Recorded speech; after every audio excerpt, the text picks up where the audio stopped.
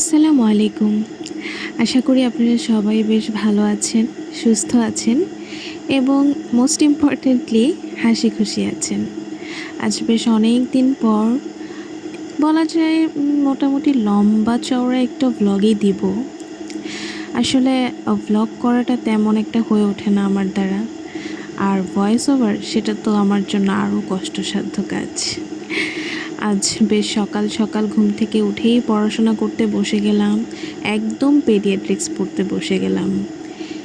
এই সাবজেক্টটা পড়তে যে আমার কি বিরক্ত লাগে, পড়া শেষ করেই কলেজের উদ্দেশ্যে রওনা দিলাম। এই মেট্রো রেল হওয়াতে যে কি সুবিধাটা হলো, খুব বেশ তাড়াতাড়ি এক জায়গা থেকে আরেক জায়গায় চলে যেতে পারছি এবং মেয়েদের জন্য আমার কাছে মনে হয় সবথেকে বেস্ট ট্রান্সপোর্ট হচ্ছে মেট্রো রেল। ওই পাবলিক ট্রান্সপোর্টে ওই ভাঙাচোরা বাসে ধাক্কাধাক্কি করে যাওয়ার প্যারাটা আর নেই। তারপর যখন চলে আসলাম, ওয়ার্ড শুরু হয়ে গেল।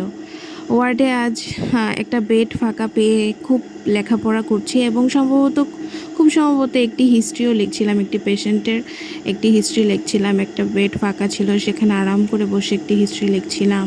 বাহিরের ভিউটা একটু এনজয় করছিলাম। দিনটা বেশ নাতিশীতোষ্ণই ছিল বলা যায়। তারপর আবার একটু পড়াশোনাও করলাম, কারণ পড়াশোনা তো করতেই হবে। একদম শেষের পিরিয়ডে আবার পেডিয়াট্রিক্সের একটা পরীক্ষা ছিল, ক্লাস টেস্ট ছিল বলা যায়। তো বেশ প্রিপারেশন নিচ্ছিলাম, লেখাপড়া করছিলাম। তারপর দেখতে দেখতে আমার আবার পরীক্ষার সময় চলে আসলো এবং খুবই দুর্দান্ত একটা পেডিয়াট্রিক্স এক্সাম দিলাম। বেশ ভালো হয়েছে আলহামদুলিল্লাহ। রেজাল্টটা যদিও এখনও দেয়নি, বাট আমার পরীক্ষা ভালো হয়েছে আলহামদুলিল্লাহ। অবশ্য আমার ফ্রেন্ডরা সবারই পরীক্ষা ভালো হয়েছিল বলেছিল তারা।